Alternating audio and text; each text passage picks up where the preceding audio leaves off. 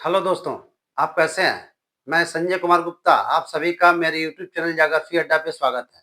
मैं आज आप लोगों को पृथ्वी की आंतरिक संरचना के बारे में बताएंगे कि पृथ्वी की आंतरिक संरचना क्या है, पृथ्वी की आंतरिक संरचना को जानने के लिए कौन-कौन से आधार हैं और इसे कितने भागों में बांटा गया है, जो सबसे ऊपरी परत है उसमें कितने प्रकार के तत्व पाए जाते हैं और उसमें सबसे अधिक किस तत्व की मात्रा है।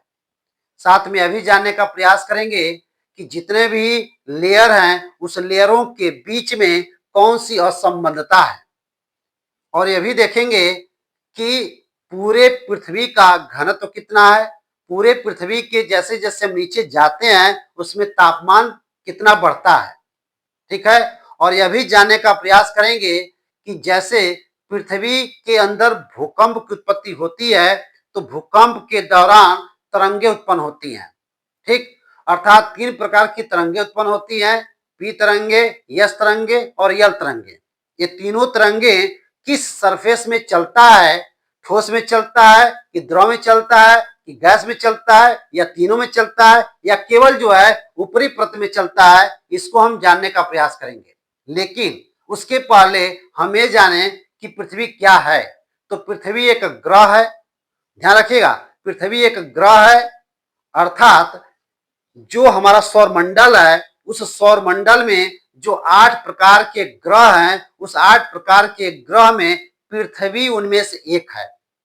ठीक, अर्थात पृथ्वी क्या ग्रह है और इसकी उत्पत्ति आज से अर्थात 4.6 अरब वर्ष पहले हुई थी। अर्थात जिस समय पृथ्वी सॉरी जिस समय सूर्य की उत्पत्ति हुई थी उसी समय पृथ्वी की भी उत्पत्ति हुई है। ठीक है, पृथ्वी की जब उत्पत्ति हुई तो यह पिंडों के टकराव से हुई है। कई पिंड आपस में टकराने की वजह से इसकी उत्पत्ति हुई है और जिस समय इसकी उत्पत्ति हुई वह उस समय गर्म था, पिघली हुई थी और एक आग का गोला था। लेकिन धीरे धीरे ठंडा होते गया और ठंडा होने के बाद यह जो है धीरे धीरे ठंडा होता गया और ठंडा होने के बाद ठोस परत, मेंटल और कोर के रूप में इसका निर्माण हुआ। ध्यान रखिएगा, पृथ्वी का 3 परत के रूप में निर्माण हुआ है, अर्थात ठोस परत, मेंटल, ठोस परत को हम क्या बोलते हैं, ऊपरी परपटी कहते हैं या परपटी कहते हैं, जिसे क्रस्ट के नाम से जानते हैं। तो ठोस परत, मेंटल और कोर के रूप में इसका विकास हुआ है। लेकिन इसको ध्यान रखिएगा, पहले अभी देखेंगे कि पृथ्वी के अंदर की जानकारी किन किन आधारों पर लिया जाता है। जैसे कुछ भूगोलवेत्ता ने यह कहा कि पृथ्वी के अंदर कितना तापमान है, घनत्व कितना है, डेंसिटी कितना है, दाब कितना, प्रेशर है, या भूकंप किन किन स्थानों पे हुआ है या होता है, ज्वालामुखी कहां कहां विस्फोटित होता है। इन आधारों को लेकर के पृथ्वी की आंतरिक संरचना के बारे में जानकारी ली गई है। ठीक, अब देखिए, जब इन आधारों को लेकर के पृथ्वी की आंतरिक संरचना के बारे में जानकारी ली गई है तो यह पृथ्वी और पृथ्वी का एक भाग काट करके हम यहाँ पर रख दिए, जैसे उसका एक भाग हम बना लिए हैं। ठीक, अब जब एक भाग रख लिए हैं तो यहाँ देखेंगे कि सबसे ऊपरी परत कौन सा है, उसके नीचे कौन सा परत है, उसके नीचे कौन सा परत है और उसकी गहराई या मोटाई कितनी है। ठीक, और उसमें किस तत्व की प्रधानता है। तो ध्यान रखिएगा, जो पृथ्वी की सबसे ऊपरी परत है उसे बोलते हैं भूपर्पटी अर्थात क्रस्ट बोलते हैं। ठीक, इसकी जो मोटाई है 0 किलोमीटर से लेकर के 35 किलोमीटर तक है। अर्थात जो पृथ्वी की सबसे ऊपरी परत है, ठोस परत है और सबसे पतली परत है, जिसकी मोटाई 0 से लेकर के 35 किलोमीटर तक है। इस भूपर्पटी को सियाल के नाम से जानते हैं। ध्यान रखिएगा, इस भूपर्पटी को सियाल के नाम से जानते हैं। सियाल का मतलब है कि इस भूपर्पटी में सिलिकॉन और एल्युमिनियम की अधिकता होती है, प्रधानता होती है। ठीक, अब देखिए, इस भूपर्पटी के नीचे अर्थात जो दूसरा परत है उसे हम मेंटल के नाम से जानते हैं। इस मेंटल में ध्यान रखिएगा, इसमें इस मेंटल को यह भी कह सकते हैं कि सीमा के नाम से जानते हैं। सीमा का मतलब है जिसमें सिलिकॉन और मैग्नीशियम की क्या है, अधिकता है, प्रधानता है।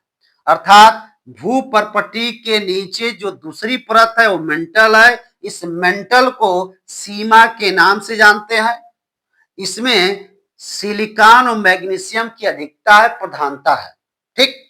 अब इस मेंटल के नीचे जब हम आते हैं, जो तीसरी परत है उसे हम क्रोड या कोर के रूप में जानते हैं। इस कोर को निफे के नाम से जानते हैं। ध्यान रखिएगा, इस कोर को निफे के नाम से जानते हैं। निफे का मतलब है जिसमें निकिल और फेरस अर्थात लोहा की प्रधानता है, अधिकता है। इस वजह से इसे निफे के नाम से जानते हैं।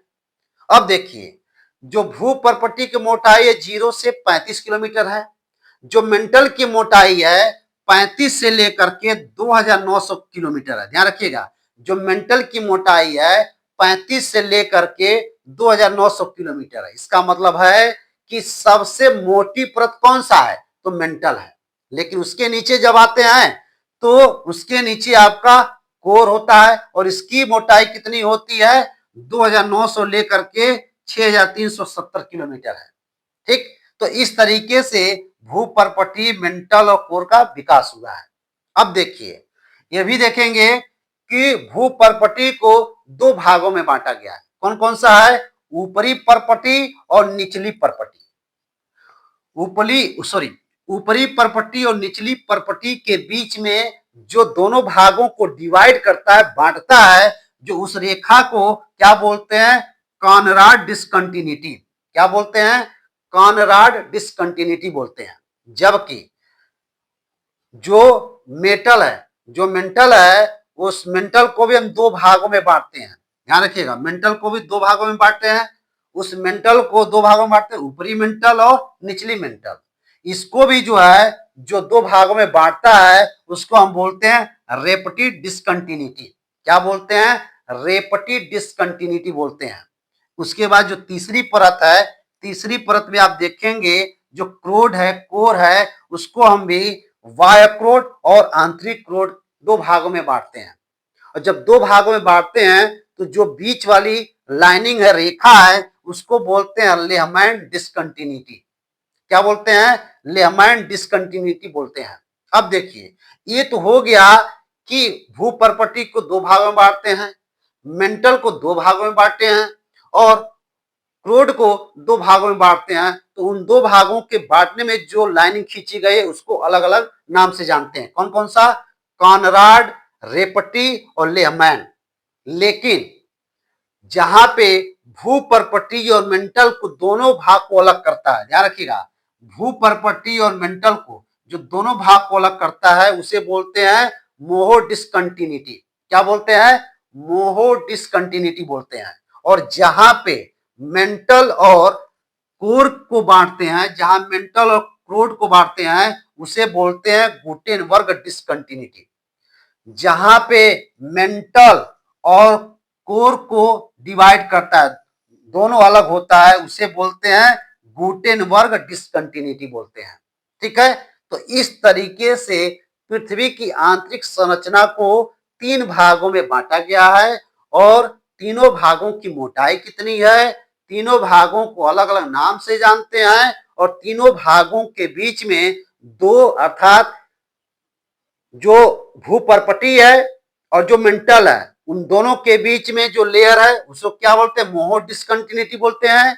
और जहां पे मेंटल और कोर है उसको किस नाम से जानते हैं, तो गुटेनबर्ग डिस्कंटिन्यूटी बोलते हैं। तो अलग अलग डिवाइड कर दिया गया है। ठीक है, ये हुआ।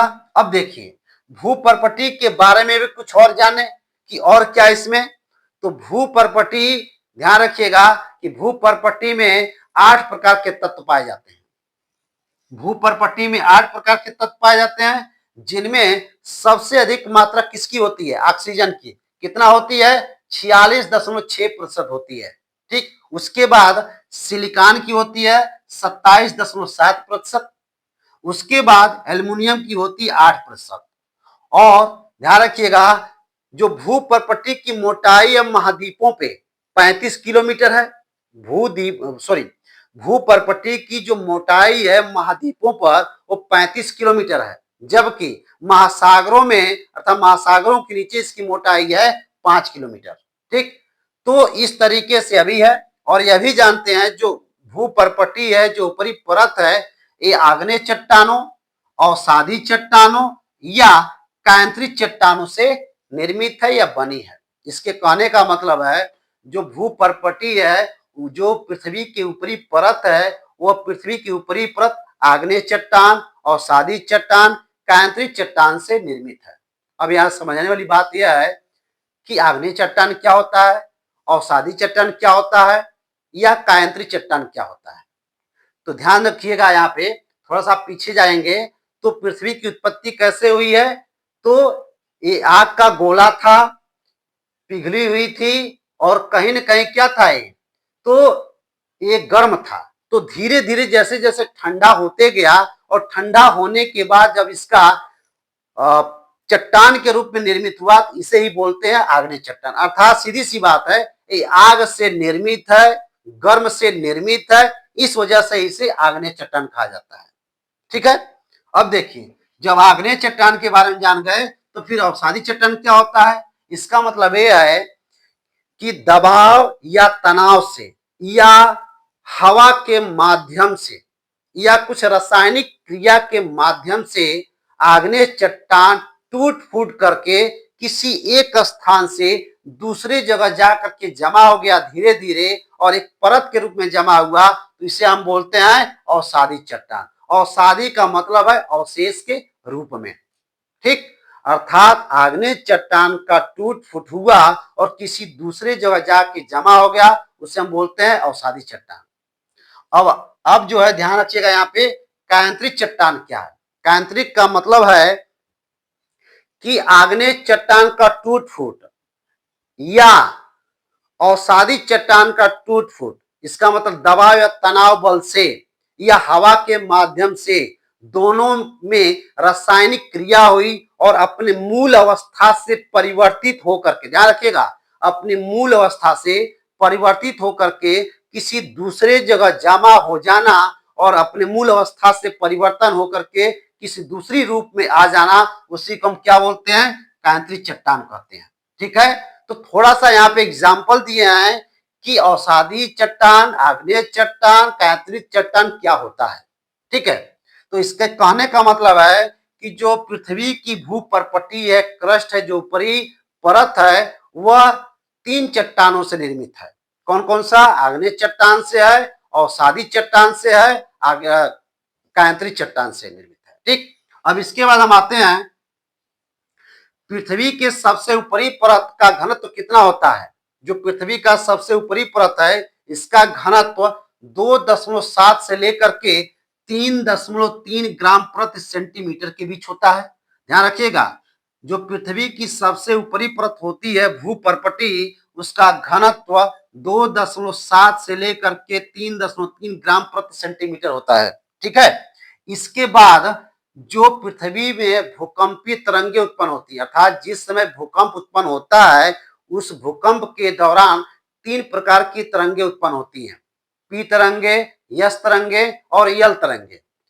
तीनों तरंगे, ध्यान रखिएगा, तीनों तरंगों में जो सबसे यल तरंगे हैं, यल तरंगे पृथ्वी की ऊपरी परत पे चलता है, अर्थात भूपर्पटी पे चलता है। ठीक। पी तरंग तीनों तरंगों में जो यल तरंगे होती है पृथ्वी की सतह पे चलता है। ठीक। जो भूकंप के दौरान प्राथमिक तरंगे होती हैं, पी तरंगे होती हैं, वो तीनों अवस्थाओं में चलती हैं। तीनों अवस्थाओं का मतलब है ठोस, द्रव और गैस तीनों में चलती है और ठोस, द्रव, गैस तीनों मेंटल में मिलता है। इस वजह से भूपर्पटी, मेंटल और क्रूड तीनों अवस्थाओं में, तीनों जगहों पे पी तरंगे चलती हैं। सीधी सी बात है। ठीक। अब इसके बाद से हम मेंटल के बारे में जानेंगे कि मेंटल क्या है। तो मेंटल की जो मोटाई होती है वो 35 किलोमीटर से लेकर के 2900 किलोमीटर तक होती है। ठीक है।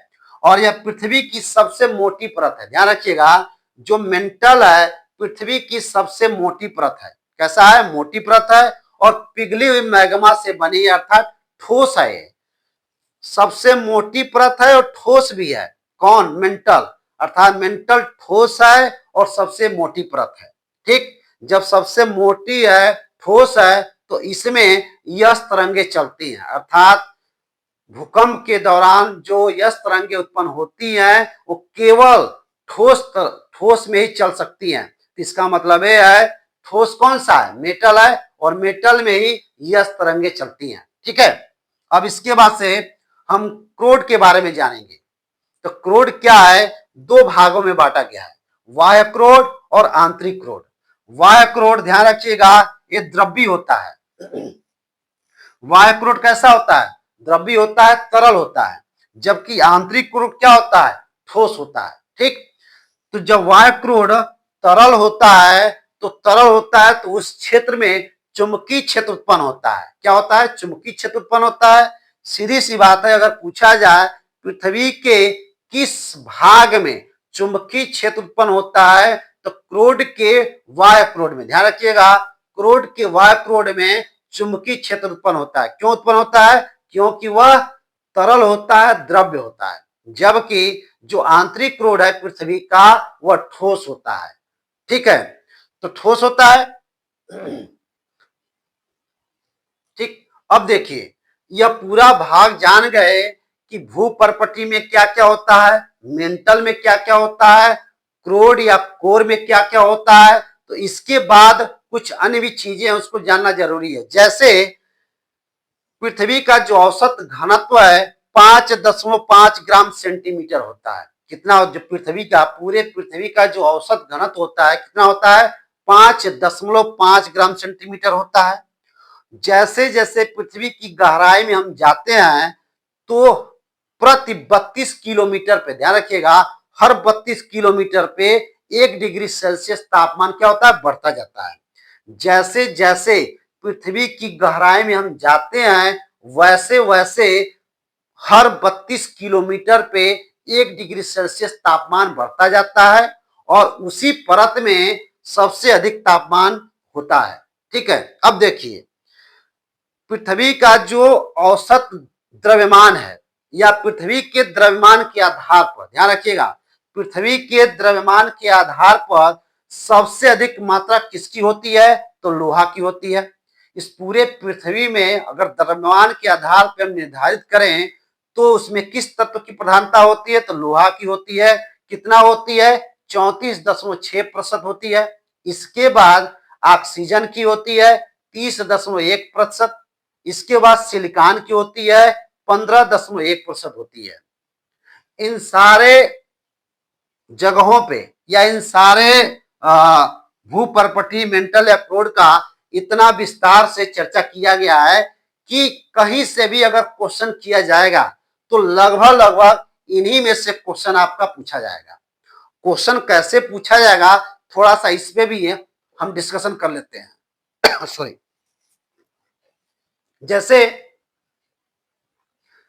पृथ्वी की सबसे ऊपरी परत कौन सा है, तो भूपर्पटी है। भूपर्पटी कैसा है, तो ठोस है। भूपर्पटी में कितने प्रकार के तत्व पाए जाते हैं, तो 8 प्रकार के। भूपर्पटी में सबसे अधिक किस तत्व की मात्रा होती है, तो ऑक्सीजन की होती है। जो यल तरंगे होती हैं किस परत में चलती हैं, तो ऊपरी परत में चलती हैं। कौन सा ऐसा परत है जिसकी मोटाई सबसे कम है, तो भूपर्पटी की मोटाई अर्थात पृथ्वी की ऊपरी परत की मोटाई सबसे कम है।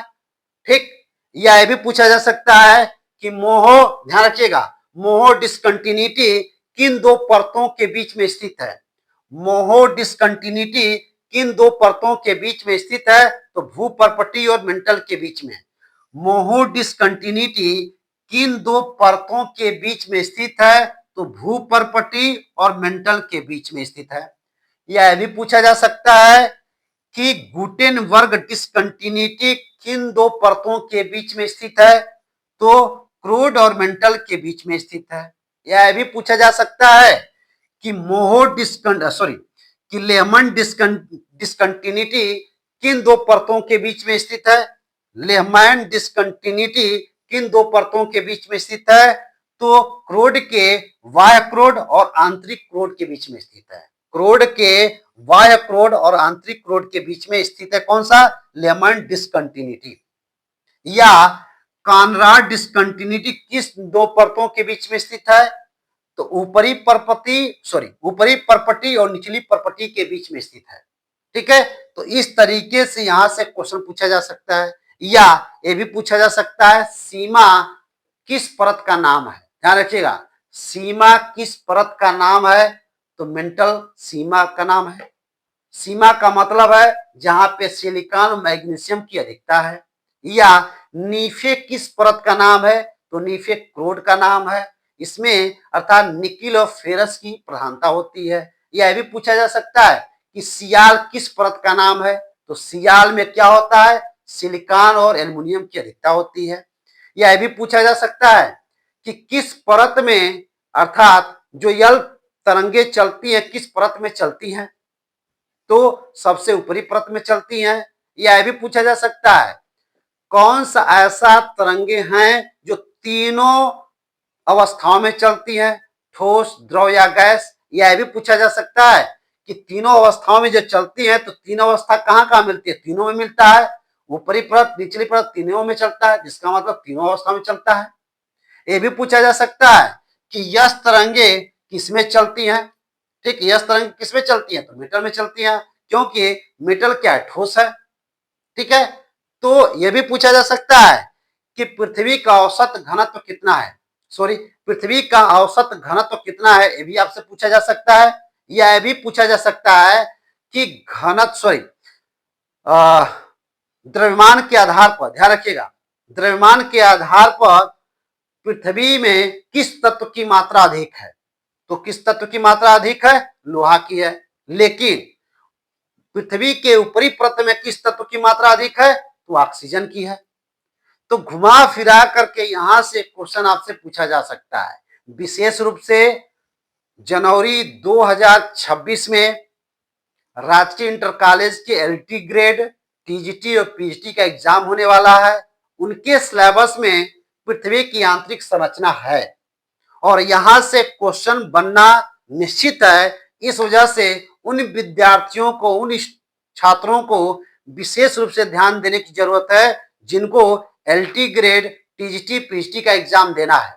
यहां से क्वेश्चन बनना निश्चित है और जितना आपको ये बताया गया है, यहां से क्वेश्चन भरपूर मिलेगा। इससे ज्यादा आपको कहीं से क्वेश्चन नहीं पूछा जाएगा, लेकिन क्वेश्चन पूछने का तरीका अलग हो सकता है, लेकिन यहीं से पूछा जाएगा। ठीक है, तो इस वजह से आप इस चैप्टर को, इस टॉपिक को ध्यान से पढ़िए, अच्छा से पढ़िए, और पढ़ते समय, वीडियो देखते समय आप एक काम कीजिएगा, खुद का नोट्स बनाइएगा ताकि आपको याद होता जाएगा। अगर आप लोगों को यह वीडियो अच्छा लगा हो, इसे लाइक कीजिएगा, सब्सक्राइब कीजिएगा। धन्यवाद।